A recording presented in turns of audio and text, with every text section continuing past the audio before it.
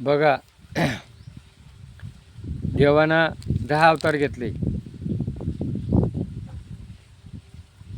आणि त्या 10 राक्षसांना मारण्याकरता प्रत्येक अवतारात एक एक अवतार घेतला.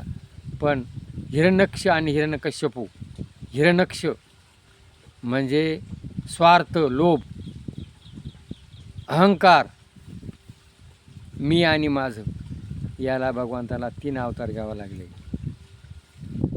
हिरण्यक्ष आणि हिरण्यकश्यपू दररोज 4-4 बोटं वाढतात, 4-4 बोटं वाढतात. म्हणजे दिवसेंदिवस लोभ आणि अहंकार हा वाढत चालले जगामध्ये.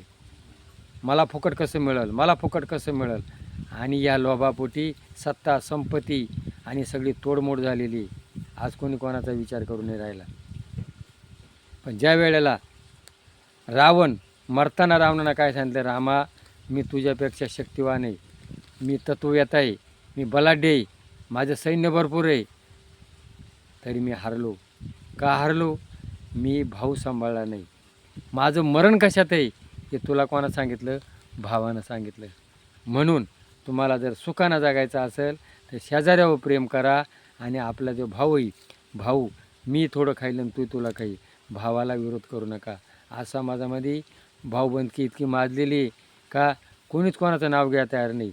आज मुलांना मुली मिळती नाही, आणि जर त्याची जमत आली हा जाऊन मोडून टाकीतो. काय याला जर काय अक्कल आली पीक काढायची तर त्याला सांगत नाही. म्हणून भाऊ जगा, भावावर प्रेम करा, शेजारावर प्रेम करा. येशू ख्रिस्तानं काय सांगितलं? शेजारावर प्रेम करा. मी सतत शेजाराचा तिरस्कार करतो. आणि पोथ्या पुस्तकं फार देवांचा गथोडं झालं. बाबा लोकांना तर खूप उता आला आहे. बाबा लोकांनी संपत्त्या कमवून ठेवल्यात, देवधर्मातही संपत्त्या भरपूर झाल्या आहेत. पण खरं मर्म, आईबापाची सेवा करा, कष्ट करा, शेजाऱ्यावर प्रेम करा, भावावर प्रेम करा. मी जगल आणि त्यालाही जगल, थोडंफार मी खाईल आणि त्यालाही देईल. ही संस्कृती उभी केल्याशिवाय आपल्या भारताचा विकास होणार नाही.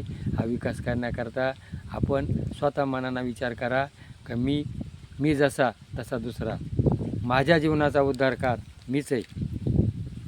आज आपला विश्वास आहे, गंड्यावर विश्वास आहे, दोरावर विश्वास आहे, बाबावर विश्वास आहे, देवावर विश्वास आहे, सगळ्यांना विश्वास आहे.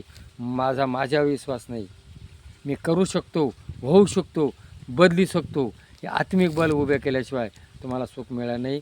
म्हणून आत्मिक बल उभे करण्याकरता गीता ग्रंथ, गीता, ज्ञानेश्वरी, भागवत याचं अध्ययन करा. आणि हे अध्ययन केल्याशिवाय तुम्हाला आत्मिक बल मिळणार नाही.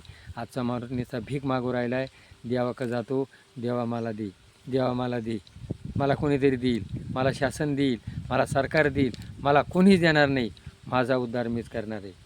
माझ्या जीवनाचा शिल्पकार कोण आहे? मीच आहे. देव कुठे? माझ्या हृदयात आहे. म्हणून तुकाराम महाराज काय म्हणले, देव पावायाशी गेलो तेथे देवच येऊन ठेलो.